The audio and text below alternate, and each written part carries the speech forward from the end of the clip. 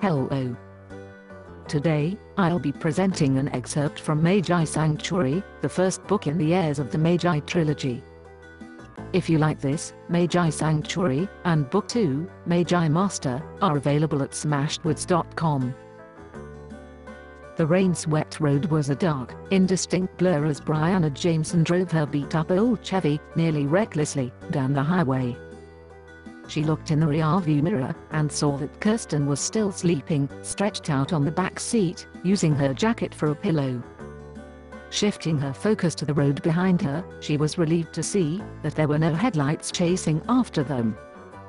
She was getting tired, more exhausted than she'd been in a long time, but they'd been here before, and the fear-induced adrenaline kept her going, despite the dangerous conditions. It was after 3 in the morning, and they'd been on the road for more than 13 hours, stopping only to switch cars once, and stop for short gas and washroom breaks. They'd found her again, and this time, they had been closer to catching them, than ever before. Maybe she'd been careless, gotten too comfortable, and made a mistake somehow.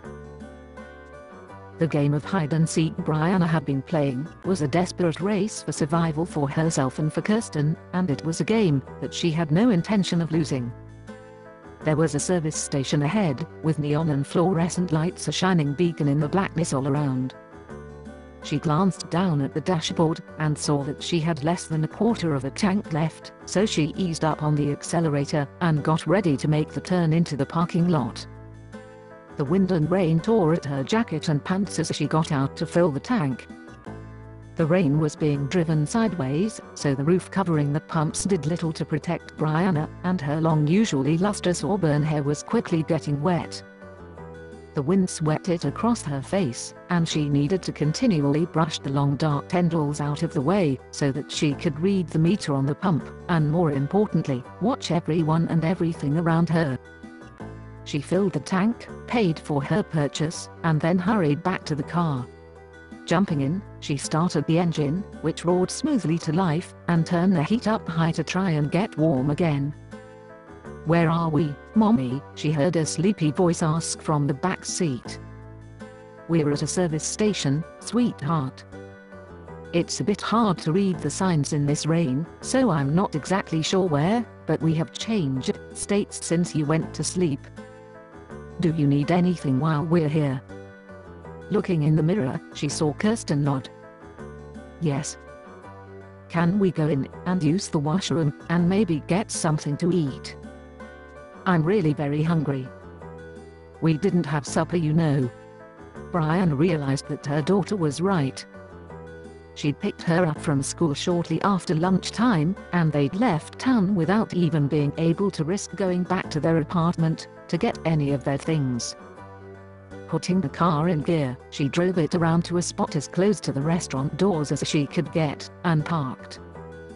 The urge to keep running was still strong, but Brianna knew that they were going to need to stop to eat, and eventually rest too.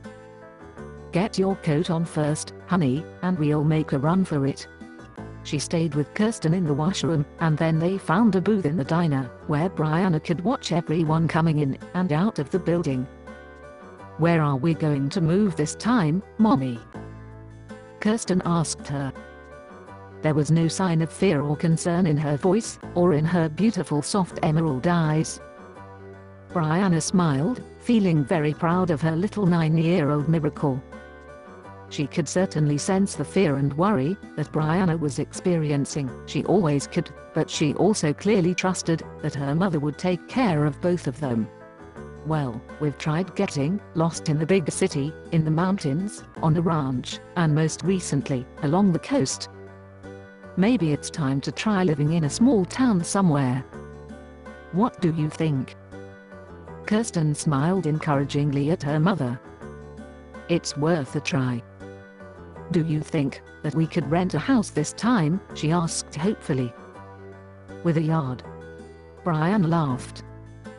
"That would be great if we could, sweetie. I want to get a lot farther away first, and we have to get the usual things taken care of before we can even think about settling down again, so be patient with me." She watched as Kirsten bobbed her head, knowing from past moves what they'd be doing to get ready to start over again in a new place. If there was anything at all good about all of those moves, it was that they were now much better prepared to make those changes, and it wouldn't be nearly as hard on them as their first few attempts had been. No problem. At least I'll get a little time where I don't have to go to school and play at being a fourth grader every day. She smiled brightly when her mother laughed again. Kirsten loved to hear her mother laugh, and knew that it was also helping a little to take Brianna's mind off of the fear and worry that was really mostly for her daughter. I guess we weren't pretending good enough this time, since we got found out again, Brianna said, and Kirsten nodded again.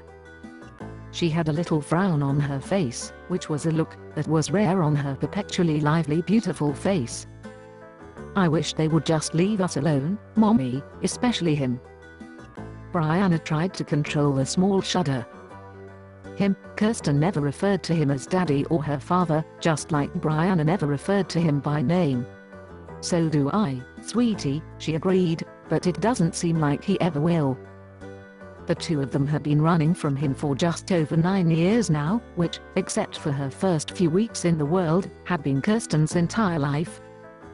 He'd been hounding them every step of the way, and yesterday, he'd found them again.